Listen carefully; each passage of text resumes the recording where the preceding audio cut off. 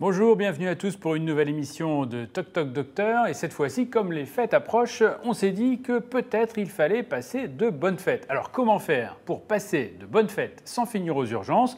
Eh bien pour le savoir, une émission de 46 minutes va répondre à toutes vos questions. Et avec nous, bien sûr, le docteur Gérald Kierzek, urgentiste, auteur de « Ayez les bons réflexes en cas d'attentat, de catastrophe naturelle, d'accident collectif », mais également des petits accidents. Alors je vous montre son livre, mais vous le voyez maintenant affiché, qui est paru aux éditions Fayard. Docteur Kierzek, bonjour. Bonjour.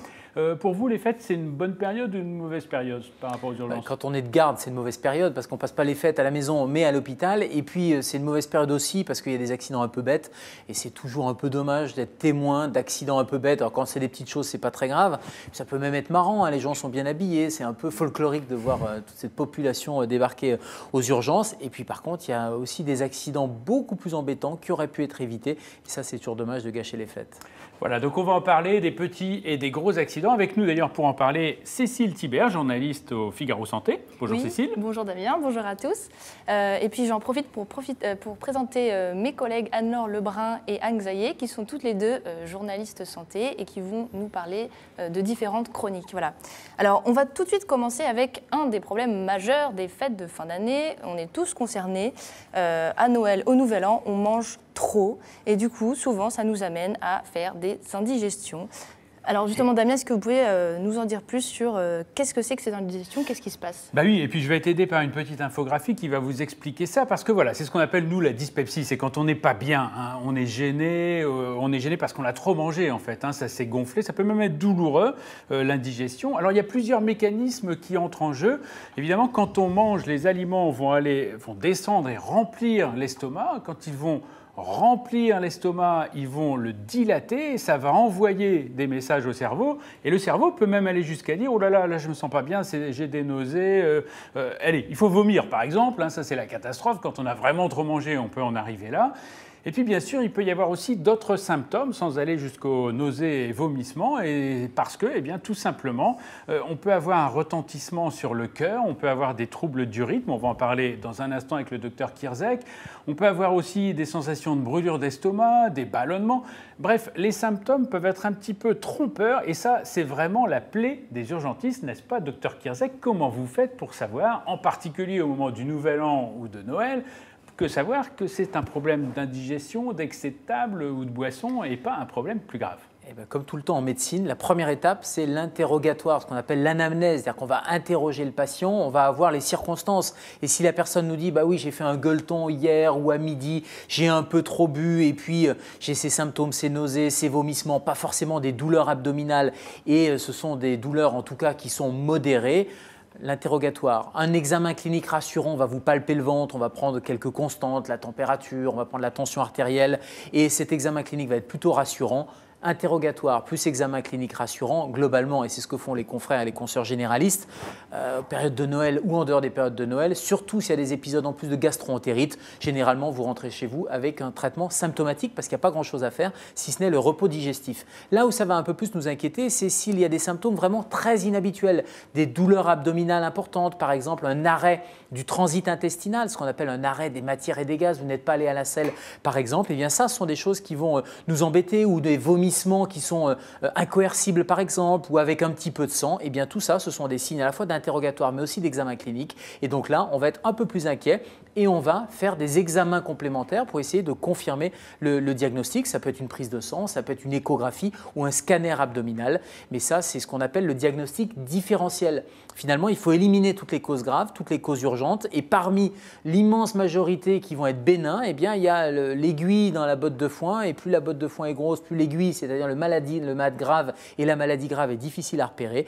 Eh bien, ce malade grave, par exemple une appendicite, par exemple un problème à l'estomac, une perforation gastrique ou autre, eh bien, il va falloir le repérer parmi toutes ces indigestions qu'on appelle aussi de temps en temps crise de foie. Alors, je mets des guillemets parce que la crise de foie, c'est très franco-français quand on regarde partout dans la littérature internationale. Ça n'existe pas la crise de foie. La crise de foie, c'est ce que vous avez très bien décrit, c'est l'indigestion. On pourrait rajouter un peu le rôle du foie et de la vésicule biliaire qui est un peu faiblarde quand on a mangé trop riche, trop gras, trop alcoolisé. Et oui, on va reparler de l'alcool tout à l'heure. Mais alors oui, le docteur Kierzek, Anne-Laure, à l'instant d'ailleurs, évoquait le repas, ce qu'on mange. Et vous avez des trucs, parce qu'en amont des fêtes, on peut aussi se préparer pour éviter la catastrophe. Et oui, je vais d'abord vous livrer mon secret pour bien choisir vos poissons et vos fruits de mer, car je suis sûre que chaque année, à chaque fois que vous tombez malade, vous vous dites que c'était les petites huîtres ou les coquilles Saint-Jacques qui traînaient un peu sur la table et que vous avez trop mangé. Alors pour le poisson, les crevettes et les langoustines, vous devez regarder les yeux. Ils doivent être bien vifs et puis leur corps doit être bien ferme au toucher. Puis alors si en plus les poissons sont recouverts d'une épaisse couche gluante, c'est que c'est bon, ils sont frais, vous pouvez y aller, il n'y a pas de problème. Du côté des coquillages, pour voir si son coquillage est bien frais, il faut qu'il soit bien fermé et que vous ayez des difficultés à l'ouvrir. Alors attention de ne pas vous perforer la main et on en reparlera tout à l'heure.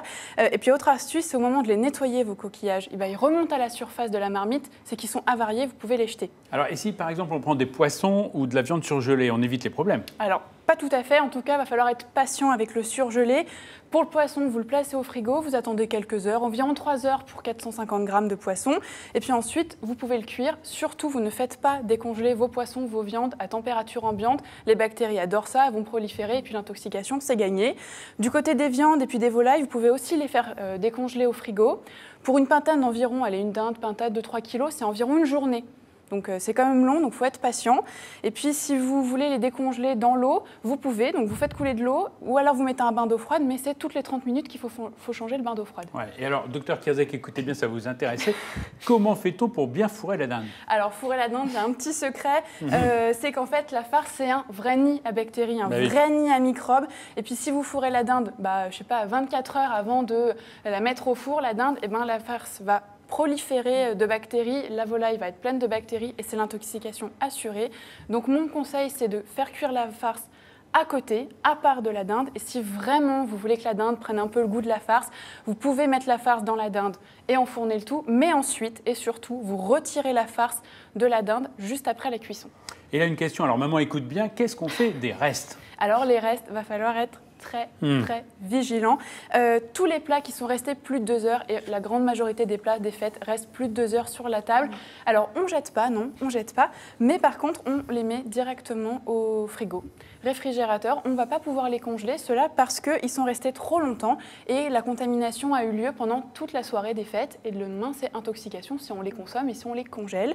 Il est aussi déconseillé de décongeler ou de recongeler des plats qui ont été concoctés à base de viande cuite et qui ont déjà été congelés une première fois. Donc moi je vous conseille de mettre vos restes au frigo et de les consommer dans les 48 heures. C'est ce qu'il faut faire. En principe, c'est ce qu'il faut faire.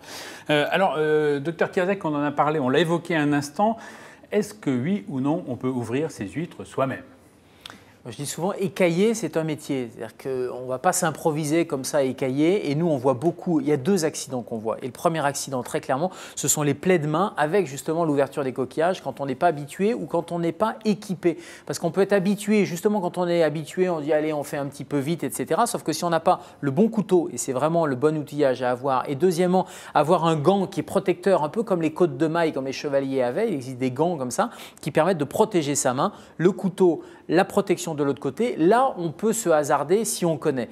Mais qu'on soit expert ou pas expert, le mieux encore une fois c'est d'aller chez l'écaillé parce que toute plaie de main c'est une plaie qui est potentiellement grave et c'est vraiment un premier accident qu'on voit aux urgences. Le deuxième c'est les bouchons de champagne qui vont sauter dans les yeux, mais les plaies de main c'est vraiment quelque chose qu'on va voir de manière un peu épidémique dans les services d'urgence. Classiquement, allez, vous êtes un peu à la bourre, vous allez ouvrir les coquillages et puis vous allez vous mettre le couteau dans la paume de la main. Généralement c'est la paume de la main, alors parfois c'est les doigts et le problème de la paume de la main c'est qu'elle est très riche en termes de structure anatomique. Il y a certes des vaisseaux et très souvent ça peut saigner, mais très souvent aussi ça ne saigne pas. Et souvent les gens banalisent un peu en disant non c'est pas grave, ça saigne pas. Donc du coup c'est une petite plaie, surtout si elle est très superficielle. Mais ce qui nous intéresse, nous, c'est pas le côté superficiel, mais c'est la profondeur à l'intérieur de laquelle il y a eu pénétration. Parce que dedans il y a des tendons, il y a des nerfs et notamment les tendons peuvent être lésés partiellement. Les tendons, c'est ce qui permet de faire ces mouvements, par exemple. Et si vous avez un tendon qui est lésé partiellement, eh bien, vous allez pouvoir continuer à faire des mouvements. Ça va vous rassurer en disant il n'y a aucun problème. Et pourtant, il y a déjà le tendon qui a été attaqué, qui a été ébréché et malheureusement ça va s'infecter et donc toute plaie de main, et c'est vraiment le message, toute plaie de main, il faut la montrer à un chirurgien, au moins à un médecin et à un chirurgien. Alors c'est des services de chirurgie spécialisés, c'est ce qu'on appelle SOS main, on peut trouver sur internet tous ces services spécialisés. Il n'y a pas d'urgence le soir de Noël à aller tout de suite aux urgences, justement. L'idée, c'est on rince éventuellement à l'eau, on va mettre un bandage pour protéger, on finit son réveillon, à minuit, on est à jeun et le lendemain matin, on ira voir un service de SOS Main pour avoir une exploration de cette plaie de main. Ça a 2 avantages. Le premier, c'est que ça ne vous fait pas aller aux urgences pour rien du tout, attendre des heures, tout ça pour qu'on vous dise à minuit, rentrez chez vous, à 1h du matin, vous avez loupé votre réveillon, rentrez chez vous, vous reviendrez demain matin dans un autre service de SOS Main. Et deuxièmement, ça évite d'encombrer les urgences et donc du coup, les équipes pourront passer un réveillon plus agréable. Ça, c'est valable évidemment si le saignement n'est pas trop important, si on n'arrive pas avec le pansement à le contrôler ou qu'on a une perte de fonction, de sensibilité des doigts, il faut quand même y aller. La seule urgence, c'est l'hémorragie. C'est-à-dire que si vous avez une hémorragie, bien sûr, si ça saigne, vous allez comprimer cette hémorragie et il va falloir vous rendre dans un service d'urgence, bien sûr, parce que là, il y a une urgence potentiellement vitale, bien que ce soit plutôt des petites artères. En revanche, même s'il y a un trouble de motricité ou si vous avez une sensation un peu de paresthésie, vous avez du mal un peu à fermer les doigts, à la limite, il n'y a pas d'urgence parce que dans les 6-8 heures, ça sera pris en charge par un service d'SOS Main. D'accord. Alors Anne-Laure, l'interactivité avec nos... Je vous rappelle que vous pouvez poser vos questions sur la page Facebook du Figaro. Et je crois que Farouk, lui aussi, était intéressé par les huîtres. Oui, alors Farouk nous demande comment conserver les huîtres avant le repas. Est-ce qu'il faut les prendre, les huîtres, le jour J? Docteur Kierzek, je vais me permettre de répondre à cette petite question de Farouk. Alors, pour conserver les huîtres avant le repas, je dirais le réfrigérateur. Est-ce qu'il faut prendre les huîtres le jour J? Oui, tout ce qui est poisson, huîtres, coquillages de manière générale, il vaut mieux les acheter 24 heures à l'avance du réveillon le jour J. Ça sera beaucoup plus frais et puis en plus, vous allez vous régaler. Alors, on pourrait rajouter quelque chose sur les poissons. Vous avez très bien dit les choses. Quand on les prépare notamment, il faut avoir une planche qui est idéalement une planche en plastique qu'on peut nettoyer facilement parce que c'est avec le bois, le bambou, etc. Ça va garder les bactéries à l'intérieur. Et deuxièmement, on utilise et on lave systématiquement, on utilise des planches séparées. C'est-à-dire qu'il n'est pas question d'aller mélanger le poisson avec la viande, avec des légumes parce que ça, c'est un risque de contamination croisée entre différentes bactéries.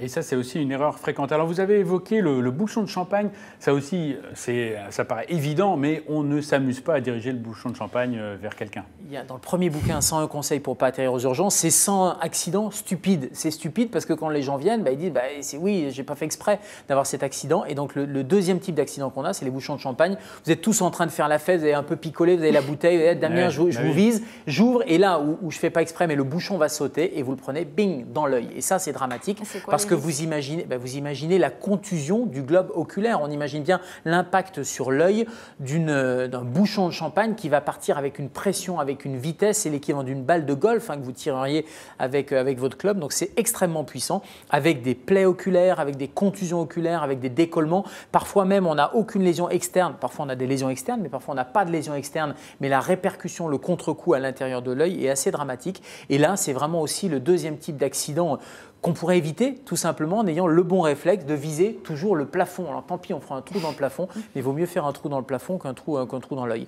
Et vraiment, toute blessure de l'œil, mais ça c'est valable comme les brûlures, comme les plaies dans l'œil, comme les contusions, c'est-à-dire les coups sur l'œil, le bon réflexe, c'est même s'il n'y a pas de symptômes immédiats, il faut consulter un ophtalmologiste. Pourquoi? Parce qu'une petite plaie, par exemple, elle peut s'infecter. Dans un premier temps, elle ne fait pas mal, il n'y a pas de trouble visuel, mais dans un deuxième temps, elle s'infecte et ça sera beaucoup plus difficile à traiter. Voilà, alors imaginons que le repas s'est quand même bien passé, néanmoins vous aurez sans doute trop mangé et donc Cécile, vous allez nous donner quelques trucs. Est-ce que ça marche d'ailleurs tous ces cures détox, ces produits qu'on peut ingérer pour soi-disant, en tout cas, espérer mieux passer l'après que le pendant? Oui, alors, comme vous le dites, il y a pas mal de personnes qui s'interrogent sur ces cures. Alors, on en trouve sous forme d'ampoules dépuratives à base de radis noirs, à base d'artichaut. On trouve des tisanes, des produits drainants, donc c'est-à-dire qui font aller aux toilettes beaucoup, des cures de jus de fruits, des queues de cerises, etc. Et tous ces produits sont censés purifier notre corps de l'intérieur, faire sortir les toxines, décongestionner le foie, les reins, etc. Mais ça, c'est la théorie, mais scientifiquement, qu'est-ce qu'on sait? Alors, justement, j'ai dégoté une étude, enfin plutôt une méta-analyse, ce qu'on appelle comme ça, parce que c'est 2 chercheurs australiens qui, en 2015, se sont posé la question « Qu'est-ce que c'est que ces remèdes? Est-ce que ça marche ?» Et ils ont fait la synthèse de toutes les études sur le sujet, environ 100 études au total. Ils ont publié ça dans le Journal of Human Nutrition and Dietetics. Bravo. Et je précise qu'ils n'ont pas de lien d'intérêt déclaré dans cette étude. Alors, qu'est-ce qu'ils disent? Alors, à leur connaissance, il n'existe pas d'études rigoureuses sur sur les régimes détox. En fait, les rares études qui ont été menées comportent d'importantes limites, c'est-à-dire que la majorité ont été réalisées sur des souris. C'est un petit peu un problème puisqu'on n'est pas exactement pareil. Et puis, en plus d'être réalisées sur des souris, elles ont été faites sans groupe contrôle, c'est-à-dire qu'on ne peut pas comparer l'effet d'une cure détox puisqu'on n'a pas de groupe qui ne reçoit pas de cure, qui reçoit une cure détox. Quant à celle menée chez l'homme, elle repose sur des questionnaires et non pas sur des mesures biologiques. Voilà, donc tout ça, c'est des preuves très très faibles. Et en plus de tout cela, il n'y a pas d'étude qui a exploré l'efficacité des régimes détox dans la perte de poids. Donc, n'essayez pas pour le moment puisqu'il n'y a pas de preuves scientifiques. En conclusion de l'étude, ils disent qu'il n'y a pas de doute que des habitudes saines, durables, présentent plus de bénéfices sur le long terme que les solutions rapides et éphémères qu'offrent les régimes détox commerciaux. En clair, après les fêtes, n'essayez pas, ça ne sert à rien de dépenser des milliers et des cents dans ces régimes. Le corps le fait tout seul. Il en est capable, il est fait pour ça. Et puis si ça n'allait pas, vous le sentirez très vite parce que si un organe défaillit, en fait, on le sait très très rapidement. Alors, en pratique, on peut quand même faire quelques petits trucs pour aider l'organisme. Oui, effectivement, il y a des conseils très très simples, comme s'hydrater. Après un repas copieux, il faut boire beaucoup d'eau, que ce soit sous forme de potage, de bouillon, de tisane, etc. Et puis aussi, il faut bouger, puisqu'en fait, la digestion est plus facile quand on est debout. Il faut attendre environ 3 heures avant de faire une petite sieste ou d'aller se coucher. On a également le bicarbonate de soude qui peut partiellement soulager les remontées acides. Et puis enfin, tout simplement, remettez-vous à manger de façon équilibrée, en quantité raisonnable, des fruits, des légumes, des légumineuses, des huiles végétales. Ça vous coûtera moins cher qu'une cure et puis l'effet se fera sentir sur le long terme. Docteur Kierzek, vous conseillez quoi quand on vous demande un truc? Après tout, vous êtes médecin, vous êtes connu, donc on doit souvent vous le dire. Qu'est-ce que je dois faire? Qu'est-ce que vous faites pour bien passer ces repas un petit peu difficiles? Vous avez totalement raison quand vous dites que c'est plus du marketing et des allégations de marketing que des preuves scientifiques, ça c'est sûr. Après, ça peut servir un peu, j'allais dire, de starter, de faire prendre conscience que pendant quelques jours, je vais lever le pied sur l'alimentation, mais si on veut le faire avec beaucoup moins de dépenses, c'est tout simplement faire une mise au repos, une diète digestive.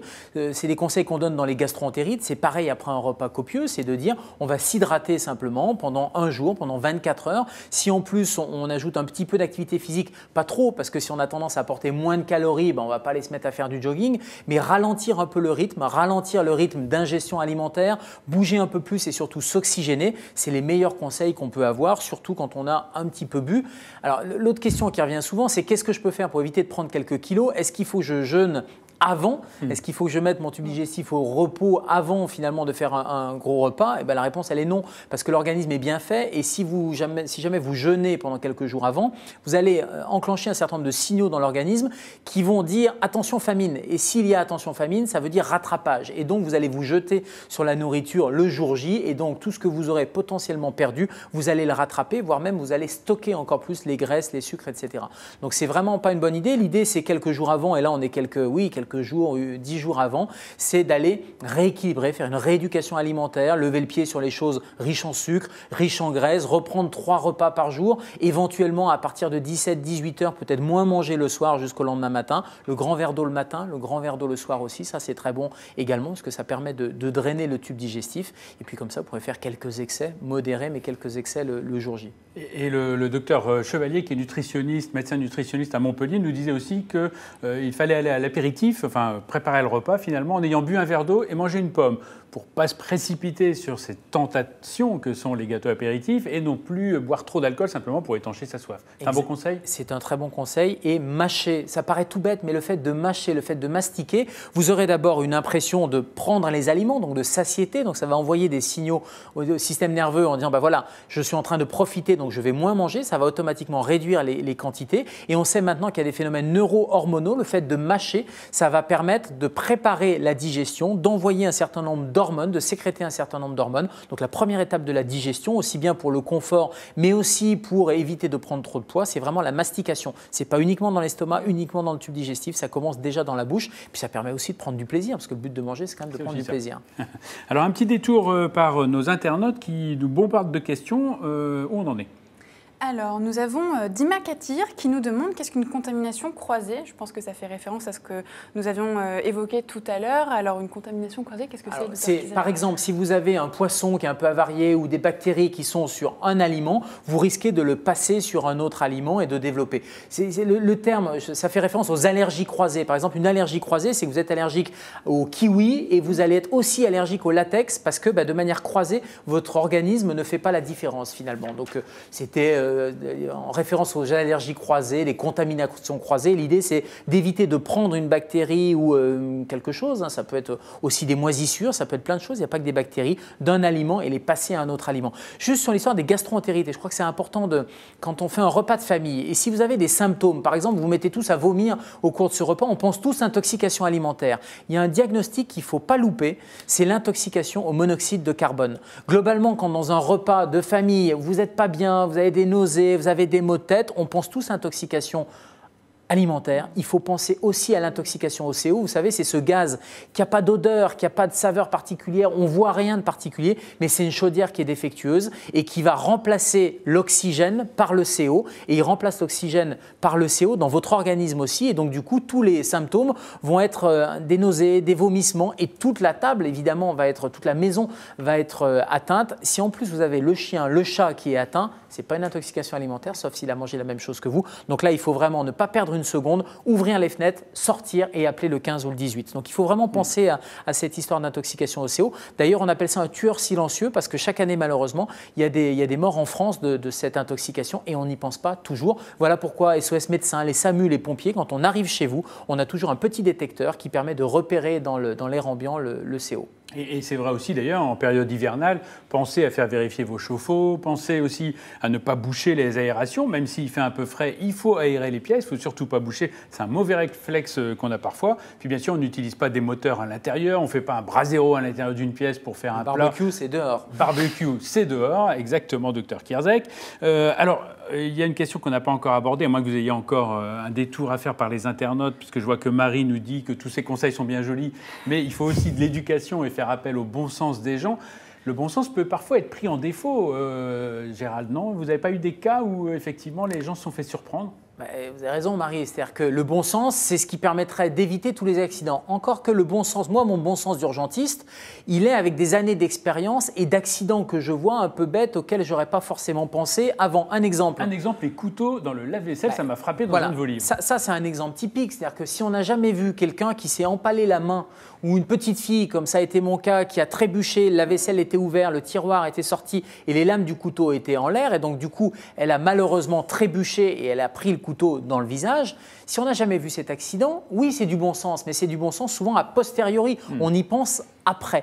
Donc l'idée de ces conseils, de cette émission et de ce qu'on fait aussi à longueur de journée, c'est par cette expérience, par ce bon sens qui est tous les jours implémenté par l'expérience qu'on a aux urgences, c'est de pouvoir élargir ce bon sens à tout un chacun. Le bon sens, c'est aussi pour éviter les accidents domestiques, d'éviter de mettre un petit tabouret ou un meuble sous une fenêtre. Et pourtant, chaque année, il y a des accidents de défenestration par des enfants qui crapahutent et qui montent. Le bon sens, c'est aussi de tourner le manche de la casserole côté du mur et pas côté de l'extérieur vers la gazinière parce que les enfants, ils sont là et ils risquent d'attraper, ils voient un manche, ils ne voient pas qu'il y a de l'eau bouillante dedans et ils attrapent. Donc tout ça, oui, c'est du bon sens, bien sûr, c'est de l'éducation, je suis d'accord, mais en fonction de l'âge, en fonction de ce qu'on a vécu, en fonction de plein de choses, en fonction du stress de la préparation du repas de Noël, ce bon sens, il est à géométrie variable.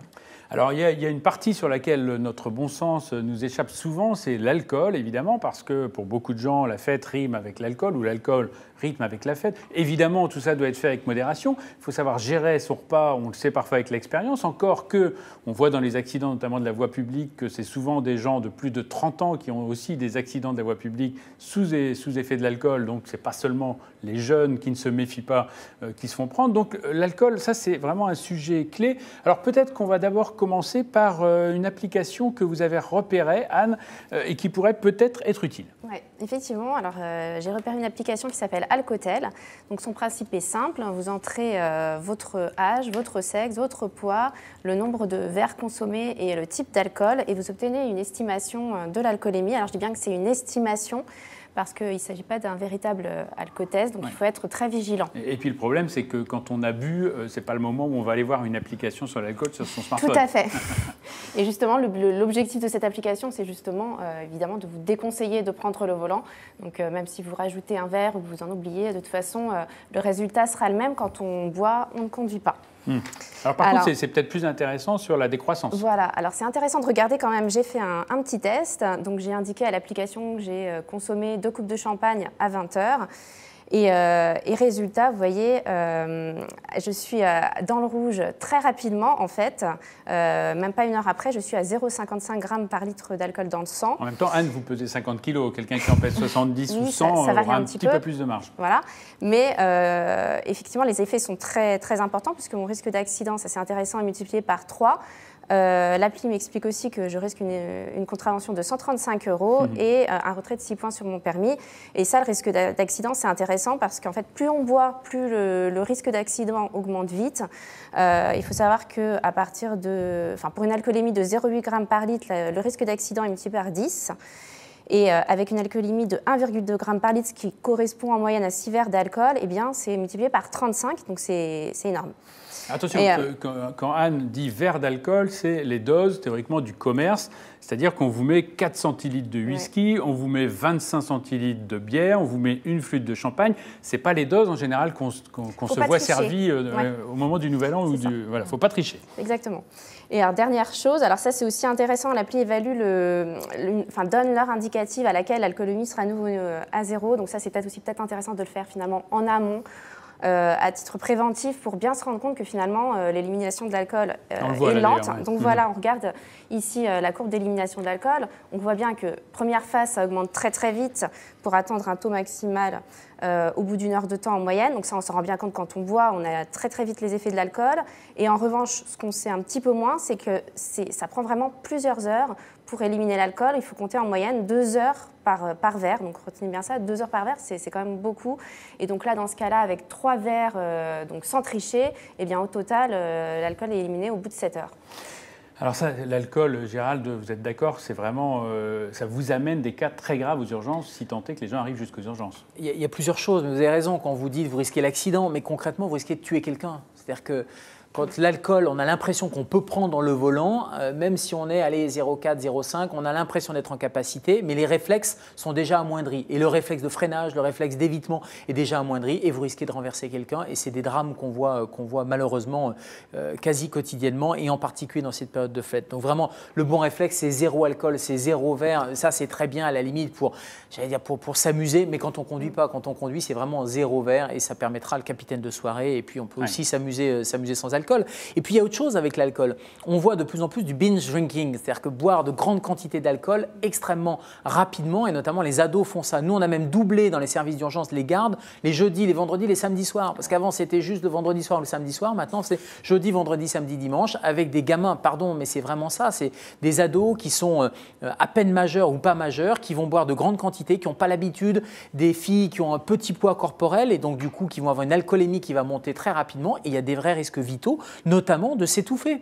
Parce que quand vous êtes dans le coma éthylique, ça existe, et vous risquez de vous étouffer tout simplement par relâchement des muscles de l'organisme. Et donc du coup, la langue va non pas chuter à l'arrière, mais va se relâcher aussi, va obstruer les voies aériennes, et on a des vrais cas d'étouffement. En plus, si vous avez un réflexe de régurgitation et que vous êtes sur le dos, eh bien la personne va vomir, elle va vomir dans ses poumons et va se noyer de l'intérieur. Donc vraiment, l'alcool, le coma éthylique, il ne faut pas hésiter, là aussi évidemment, à le prévenir, à ne pas boire, à lutter contre le binge drinking. Et si vous êtes témoin de quelqu'un qui ne réagit pas, il faut vraiment d'abord le mettre sur le côté. Ça, c'est vraiment le bon réflexe, de position latérale de sécurité, la bouche dirigée vers le sol, comme ça au moins elle vomira sur l'extérieur. Et puis ne pas hésiter à appeler le 15 ou le 18. Ça nous arrive systématiquement d'intuber, de protéger les voies aériennes, de mettre un tuyau comme en réanimation et d'emmener en réanimation justement tout ça pour un coma éthylique. C'est juste un petit peu bête. Ça c'est une question importante. Effectivement, quelqu'un qui a trop bu, parfois on dit bon, on le laisse cuver dans un coin.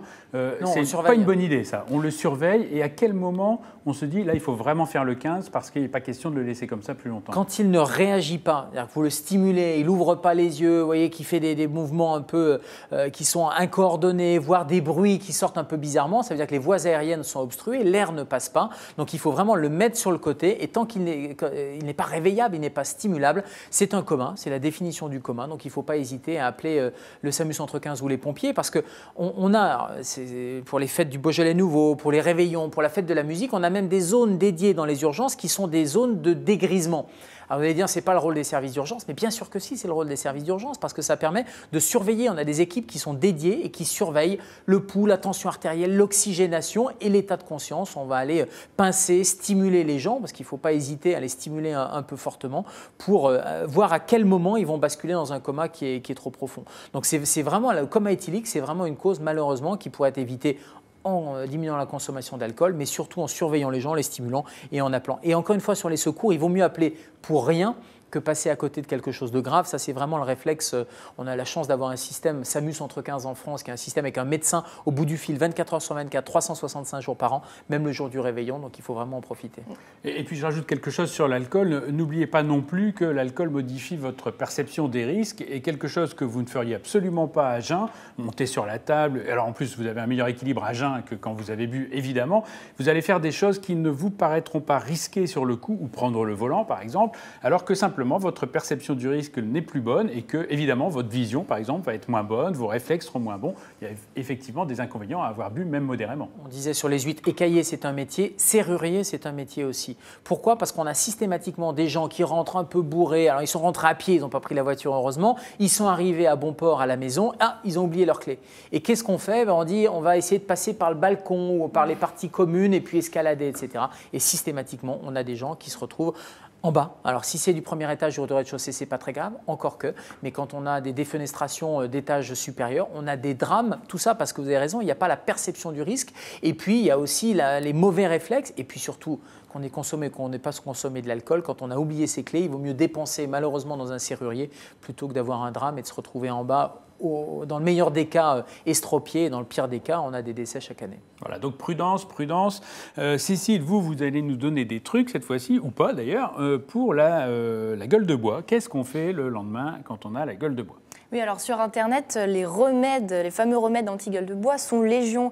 On trouve des tisanes détox, de l'huile essentielle de menthe poivrée, des décoctions de gingembre, de thym, toutes sortes de choses. Mais qu'est-ce que valent vraiment ces remèdes ? Alors en fait, je vais encore paraître un peu... oui, vous paraissez un petit peu... rabat-joie, exactement. Mais jusqu'à maintenant, il n'existe pas de preuve scientifique que l'un ou l'autre de ces remèdes fonctionne. Voilà, dommage. Mais il y a quand même des conseils très simples qui permettent de soulager au mieux les symptômes de la gueule de bois. D'abord, il faut boire de l'eau, puisque l'alcool, en fait, c'est naturellement diurétique, c'est-à-dire que ça fait faire pipi. Donc c'est un paradoxe, parce que plus on boit d'alcool et plus on est déshydraté. 4 verres d'alcool font perdre environ 1 litre d'eau. Alors, dans ce cas-là, qu'est-ce que fait le corps ? Il va aller puiser dans ses propres réserves, dont ses réserves d'eau, dans le cerveau. Du coup, le cerveau va être comme une noix, tout déshydraté. Et donc, il faut penser à boire de l'eau tout au long de la soirée, avant la soirée, pendant la soirée, avant de se coucher, une pinte d'eau. Et puis également, le lendemain, il faut boire régulièrement des tisanes, etc. Par contre, attention, pas de thé, pas de café, parce que ça aggrave la déshydratation et puis ça accélère le rythme cardiaque, qui est déjà un petit peu mis à rude épreuve à cause de l'alcool. Docteur Kierzek, oui, un instant là-dessus, sur l'alcool. Est-ce que ça veut dire qu'on met les gens sous perfusion ? Parfois, on voit ça aux urgences, on amène quelqu'un qui a trop bu et immédiatement, il va être mis sous perfusion. C'est pour le réhydrater ou il y a un autre objectif derrière ? Non, ce n'est pas pour le réhydrater. C'est globalement, quand c'est un peu le mauvais réflexe aux urgences ou à l'hôpital, on vous met systématiquement une perfusion. Mais globalement, c'est juste une surveillance, il n'y a pas besoin d'une perfusion. Si la situation est un peu plus critique, là, on va avoir besoin, parce que si le patient passe en réanimation, il y a besoin de mettre des drogues anesthésiantes, puisqu'il va falloir l'intuber et c'est un geste qui est très douloureux. Donc il va falloir mettre un peu comme une anesthésie quand vous avez une intervention de l'appendicite ou autre, d'où la perfusion pour pouvoir passer ces médicaments. Et puis un autre cas, c'est la personne qui boit de manière chronique, c'est en prévention du délirium tremens. C'est-à-dire que les gens qui sont alcooliques chroniques, qui sont malades de l'alcool, eh bien quand ils sont en sevrage, et notamment quand ils sont à l'hôpital où là ils ne peuvent plus consommer en termes d'alcool, il faut les hydrater et mettre un certain nombre de vitamines, ce qu'on appelle la vitaminothérapie, d'où la perfusion. D'accord. On a une question de Régis qui nous demande si boire du coca, ça peut aider. Alors, c'était plutôt pour la digestion. Oui. Mais nous avons Eric qui nous demande, et une douche, ça semble faire effet. Voilà, une douche, ça marche ? Mais c'est du confort, je crois, vous l'avez dit, il n'y a rien qui marche, que ce soit les produits vendus en pharmacie, que ce soit les remèdes de grand-mère, la pomme pour masquer l'alcoolémie, etc. Ça ne fonctionne pas. Donc le meilleur moyen, c'est de réduire. Oui, un effet placebo, j'y viens, c'est-à-dire que c'est l'effet bien-être un peu de la douche. Et puis il faut s'oxygéner, il faut sortir. Là encore, allez pas faire un jogging, vous avez la gueule de bois, vous avez le cerveau qui s'est rétracté comme une noix, vous l'avez dit. Et du coup, ça tire, ça explique le mal de tête. Quand on a une gueule de bois, on a mal à la tête, c'est cette déshydratation. Donc l'hydratation va permettre de compenser un peu ça. On peut prendre du paracétamol, là aussi c'est très bien. Et puis on va aller s'oxygéner, on va aller respirer et ça va faire du bien. On peut prendre une douche avant, pendant ou après, pourquoi pas. Et la question de Régis, je reviens parce qu'on parlait du coca. Alors il parlait du coca effectivement, mais c'est vrai que parfois on se pose la question du sucre et on dit même parfois que si le petit a bu 1 ou 2 verres d'alcool qu'on avait laissé traîner à l'apéro, il faut lui donner du sucre. C'est vrai ou c'est une Non, alors, il y a un risque théorique d'une intoxication alcoolique aiguë, mais c'est vraiment une grosse quantité d'alcool, c'est l'hypoglycémie. Donc voilà pourquoi on contrôle systématiquement aux urgences, en plus du pouls, de la fréquence cardiaque, de la fréquence respiratoire, etc., on contrôle la glycémie. Mais si un enfant a bu une quantité d'alcool très importante, ce n'est pas le fait de lui faire prendre du coca qui va changer quoi que ce soit. D'ailleurs, le coca, c'est souvent un remède de grand-mère qui est proposé aussi dans le cadre des indigestions, des gastroentérites, etc. Les seules vertus du Coca-Cola, c'est de réhydrater avec un peu de sucre, un peu de sel. Donc ça permet d'aller compenser un peu les pertes hydriques. Mais c'est pour éviter la déshydratation simplement. Mais c'est très acide le coca du coup Oui, voilà pourquoi quand on a déjà des troubles dyspeptiques, quand on a déjà un peu mal à l'estomac, il vaut mieux prendre du coca sans bulles, le laisser un peu s'éventer de façon à éviter d'avoir des bulles qui vont aller un peu travailler votre estomac et augmenter l'acidité. Alors Cécile, qu'est-ce qu'on mange le lendemain? Oui, alors souvent il y a cette idée que manger un gros burger, un gros fast-food en lendemain de soirée, ça permet d'éponger l'alcool, mais c'est du total pipeau.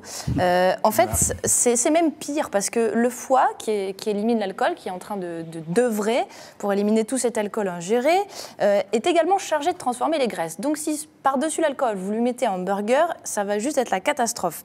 En fait, il faut environ 2 heures pour éliminer un verre d'alcool.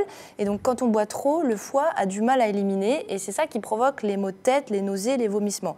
Il faut quand même manger. On peut quand même manger un petit peu, non? Voilà, il faut quand même manger. Alors, il faut plutôt privilégier les aliments basiques, c'est-à-dire le contraire d'acide. Alors, les aliments basiques, c'est les bananes, les épinards, le jus de tomate, les pommes de terre. Voilà, tout ça, c'est très très bien en lendemain de soirée. Par contre, il faut éviter les produits acides comme les produits laitiers, le pain blanc, les céréales, etc. Les sodas, c'est pas terrible non plus. Et puis, éventuellement, avant de manger, prenez un citrate de bétaïne qui peut améliorer la digestion, même si ce n'est pas forcément obligatoire. Voilà. Les médicaments, il faut faire attention quand même. Oui. En l'occurrence, dans ce contexte. Oui, voilà, on va être tenté de prendre des médicaments pour soulager les maux de tête, mais il faut savoir que l'aspirine et l'ibuprofène sont agressifs pour l'estomac, donc c'est-à-dire qu'ils peuvent effectivement soulager vos maux de tête, mais augmenter les maux de ventre. Quant au paracétamol, il faut rappeler que c'est un produit difficile à éliminer pour le foie, qui est déjà bien occupé avec l'alcool. Donc en conclusion, il n'y a pas de remède miracle à la gueule de bois. La seule chose à faire, c'est d'attendre en dormant et en buvant beaucoup d'eau. Et puis, il faut laisser le temps à l'organisme de se remettre. Puis, je rappelle que quand même, le meilleur moyen d'éviter la gueule de bois, c'est de boire peu. Ça paraît évident, mais il faut le rappeler, vous ne pouvez rien faire contre la quantité d'alcool que vous avez ingéré. On a vu tout à l'heure les courbes qu'a montré Anne. Effectivement, ça va monter à un certain niveau et après, votre organisme va devoir les éliminer progressivement. Un mot peut-être sur les médicaments. Oui, c'est compliqué le mélange médicaments-alcool. Ça vous pose bien des soucis aux urgences, non?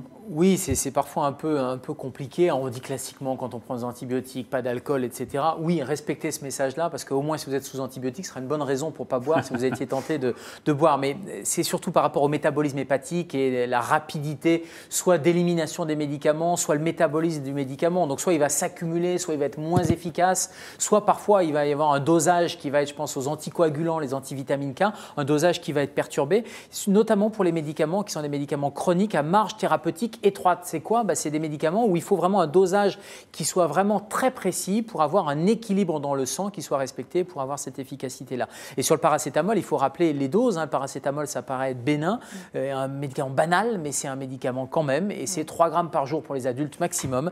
Et chez les enfants, c'est 60 mg par kilo et par jour. Donc vous faites, il y a des petites pipettes généralement quand c'est en sirop. Et surtout, demandez conseil à votre pharmacien et notamment sur les interactions médicamenteuses. Même si ce sont des médicaments en vente libre, des médicaments qu'on peut prendre sans l'avis pharmaceutique, c'est vendu dans une pharmacie, c'est pas vendu dans une droguerie. C'est pas pour rien. Donc il faut poser la question à son pharmacien.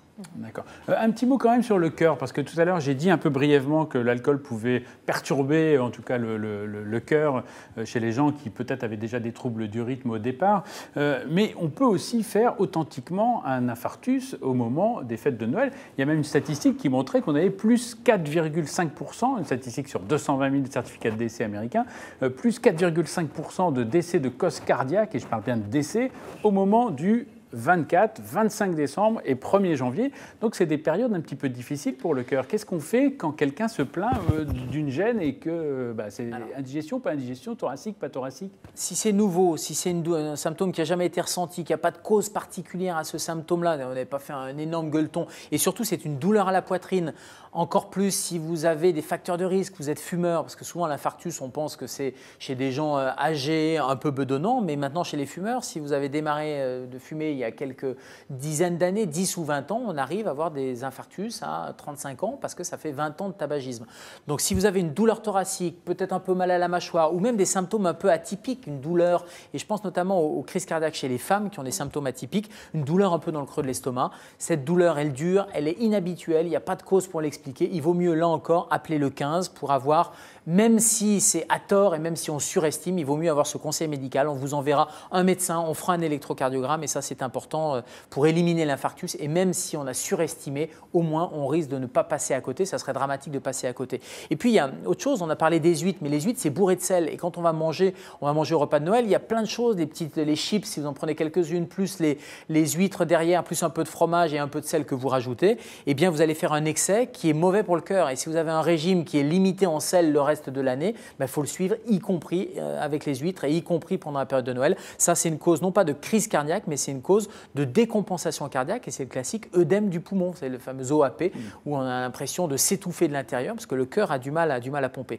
Et sur les 4,5% de crise cardiaque en plus, ou de décès en plus, il y a plusieurs facteurs, mais il y a des facteurs un peu festifs, le fait de crier, éventuellement de s'énerver, tout ça c'est un facteur de stress cardiovasculaire. Il y a le froid également, l'hiver on sait que clairement ça vasoconstricte, ça referme les vaisseaux, ça c'est un facteur de mortalité aussi à part entière. Donc il y a autant de petits facteurs qui peuvent causer un certain nombre de crises cardiaques ou d'accidents cardiovasculaires.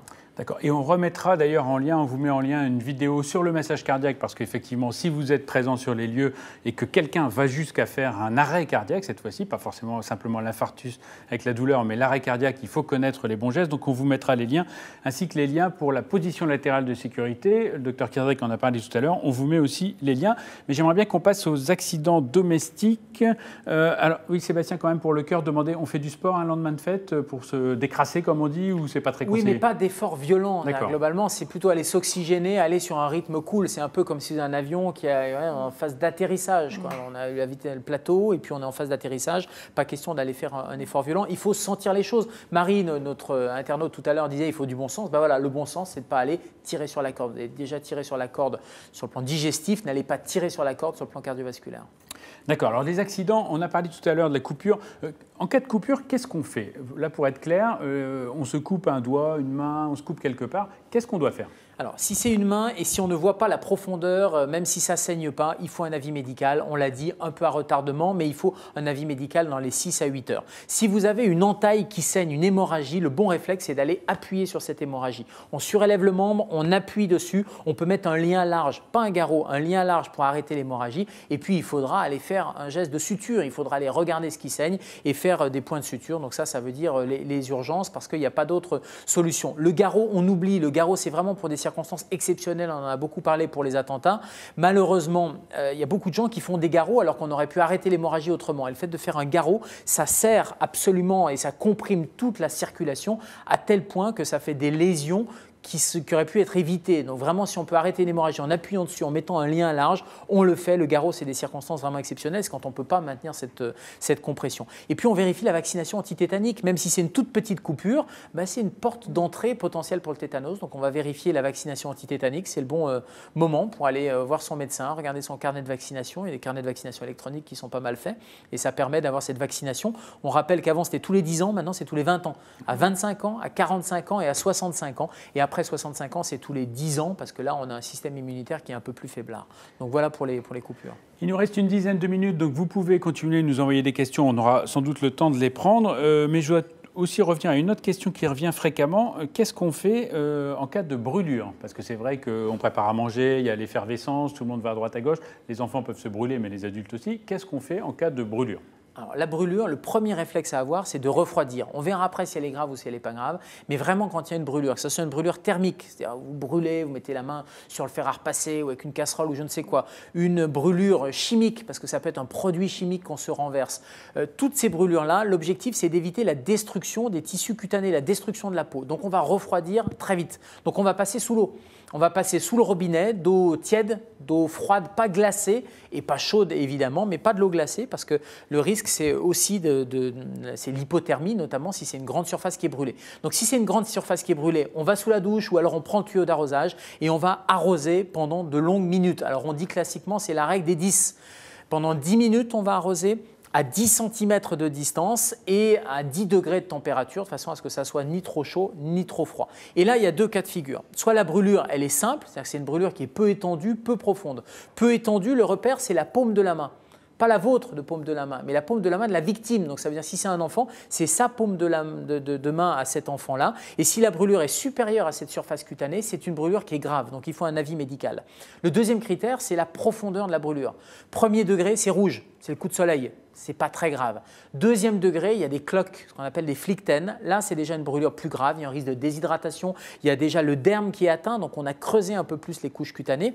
Mais la gravité de la brûlure, c'est aussi quand ça fait pas mal, quand c'est blanc, quand c'est noirâtre, mais quand c'est blanc et qu'il n'y a pas de douleur, souvent on se dit ah tiens c'est pas grave, ça fait pas mal. Au contraire, quand ça fait pas mal, c'est que les tissus nerveux, les nerfs sont détruits. Ça c'est un signe de gravité. Donc si elle est étendue, ou si elle est profonde, deuxième, troisième degré, ou qu'elle ne fait pas mal, donc c'est du troisième degré, ou elle est circulaire, c'est-à-dire qu'elle fait tout le tour par exemple d'un membre parce qu'elle risque de serrer, ça va se rétracter et là ça va faire garrot, donc ça va empêcher le sang de circuler, ou elle est circulaire au niveau du cou par exemple, vous imaginez la catastrophe si ça se rétracte, vous allez vous étouffer. Donc là, c'est un critère de gravité. Et puis l'autre critère de gravité, c'est quand c'est une brûlure de l'œil, par exemple, ou une brûlure au niveau d'un orifice, parce que pareil, ça va se rétracter. Donc s'il y a un de ces critères de gravité, on n'applique rien dessus. On ne va pas aller mettre même de la crème, la biafine ou je ne sais quoi.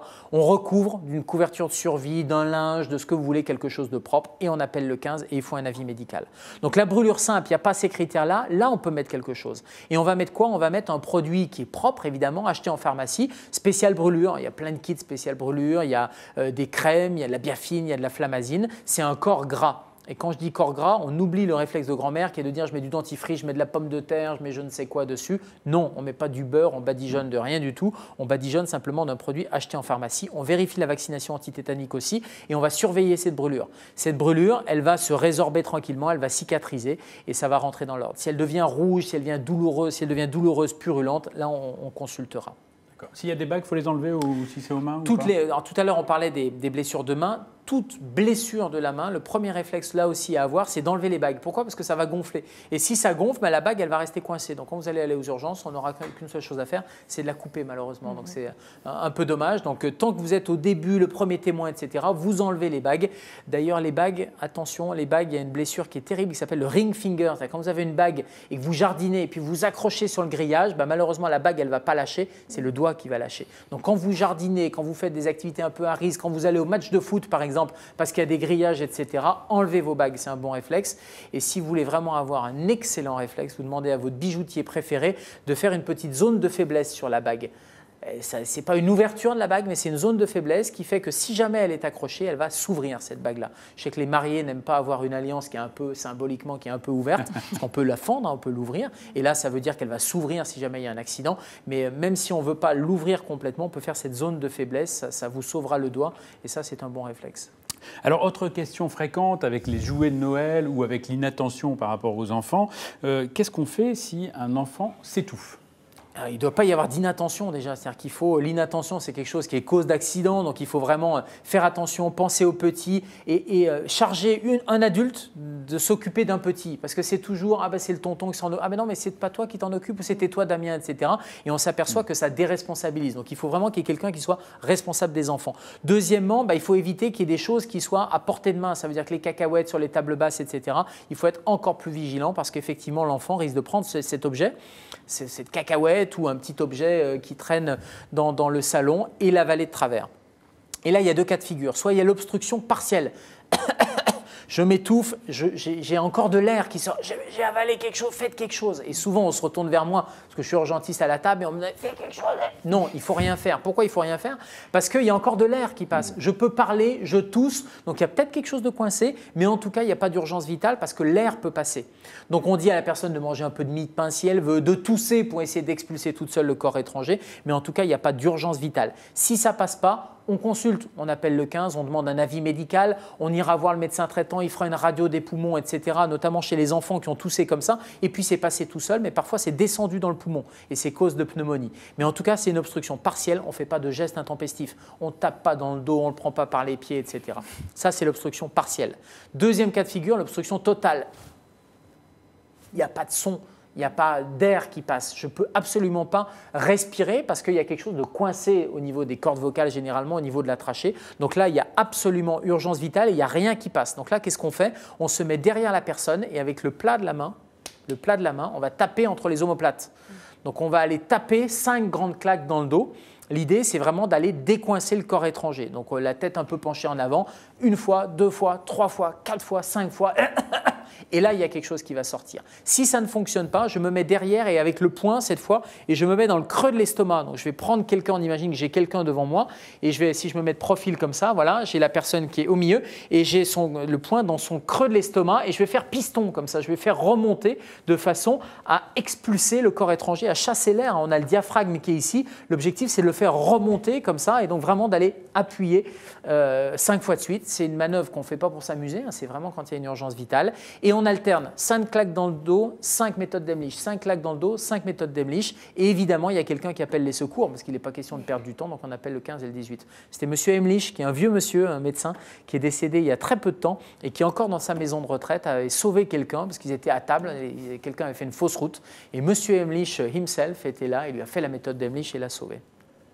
Alors ça, on va vous mettre la vidéo de la manœuvre de Heimlich. Le docteur Kazarek en a parlé un petit peu, mais on vous remet la vidéo en lien, comme ça vous pourrez vous habituer à cette manœuvre que tout le monde doit connaître, évidemment. Anne, juste un mot pour nous signaler une appli sur les gestes, alors rapidement, en quelques secondes. C'est l'application de la Croix-Rouge, donc c'est vraiment une appli qui justement permet de se former à tous ces gestes, étouffement, hémorragie, brûlure, etc. C'est très bien fait, il y a des fiches pratiques avec beaucoup de schémas et aussi des vidéos qui permettent de bien retenir ces gestes. Il y a aussi des tests pour s'entraîner et pour réviser. Et évidemment, comme ça ne remplace pas une formation de premier secours, on a aussi la possibilité via l'appli de s'inscrire à une formation proche de chez soi. Donc c'est vraiment une application facile à utiliser, très utile, pratique, qui peut sauver des vies. Et si on devait avoir une application sur notre téléphone, ce serait celle-ci. Alors, le docteur Pierre Cordy nous avait préparé une vidéo pour nous parler des sapins de Noël. On va vous la lancer parce que c'est un petit peu original, un petit peu amusant et quand même, on a parlé de choses assez lourdes, c'est bien de terminer sur un petit clin d'œil, même si ça peut être très ennuyeux. Vous en avez d'ailleurs parlé hier sur Europe 1. Certains médecins, notamment les allergologues, constatent chaque année pendant la période des fêtes de Noël que certains de leurs patients présentent une recrudescence de leurs manifestations allergiques, rhinite, conjonctivite et asthme. Ces personnes présentent pour la plupart une pathologie étrange, assez rare et peu connue, le syndrome du sapin de Noël. En effet, le joli sapin naturel que vous avez installé dans votre salon, comme 80% des Français, peut être à l'origine de manifestations allergiques, pouvant gâcher cette période. Comment définir plus précisément ce mystérieux syndrome ? Évoquons d'abord les moisissures qu'on retrouve dans les écorces et les aiguilles du sapin. Il faut savoir que plus de 50 moisissures de variétés différentes peuvent se développer sur un sapin en plein air et continuer de proliférer dans le sapin une fois installé dans un salon bien chauffé. Et parmi celles-ci, l'aspergillus, l'alternaria, le cladosporium et le pénicillium. 4 moisissures particulièrement agressives pour les allergiques. D'autre part, plus le sapin va rester dans la pièce et plus les moisissures vont se répandre, provoquant ainsi des manifestations respiratoires. Mais ce n'est pas tout. Les pollens de cet arbre peuvent gêner les allergiques au pollen, surtout ceux qui sont allergiques au pollen de cyprès, en raison des réactions d'allergie croisées. Également en cause, les produits chimiques ajoutés pour la conservation du sapin, ou la neige artificielle par exemple, qu'on dépose sur le sapin et qui représentent des facteurs aggravants. Mais il y en a d'autres des facteurs aggravants. L'encens, les bougies parfumées, les sprays assainissants, les feux de cheminée et bien sûr le tabac, ainsi que l'excitation provoquée par les fêtes de Noël. Alors que faire ? Avant tout, ne pas paniquer inutilement car il existe des solutions qui peuvent atténuer les manifestations. Pensez d'abord à laver le sapin abondamment puis à le faire sécher à l'extérieur de l'habitation, bien sûr, avant de l'installer. Ne pas le garder plus d'une semaine, faire un ménage tous les jours dans la pièce où est posé le sapin et aérer matin et soir. Autre point important, éviter bien sûr les facteurs aggravants que nous avons passés en revue. Et un dernier point, bien prendre les traitements prescrits pour la rhinite et l'asthme par exemple, et surtout les avoir sur soi le soir de Noël si jamais apparaît par exemple une crise d'asthme. Pour terminer, en cas d'asthme important ou d'allergie au pollen de cyprès, il est conseillé d'éviter de choisir un sapin naturel.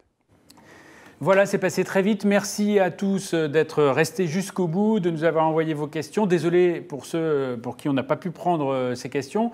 Je rappelle le livre du docteur Kierzek, « Ayez les bons réflexes », un livre indispensable à lire, y compris d'ailleurs pour les grosses catastrophes qui peuvent toujours survenir. Il vaut mieux se préparer avant. Merci Gérald Kierzek. Merci. À bientôt sur les ondes, évidemment. Et puis à vous tous, bonne fête de fin d'année et rendez-vous. Merci Anne, merci Anne-Laure, merci Cécile. Rendez-vous en 2018 pour un nouveau Toc Toc Docteur.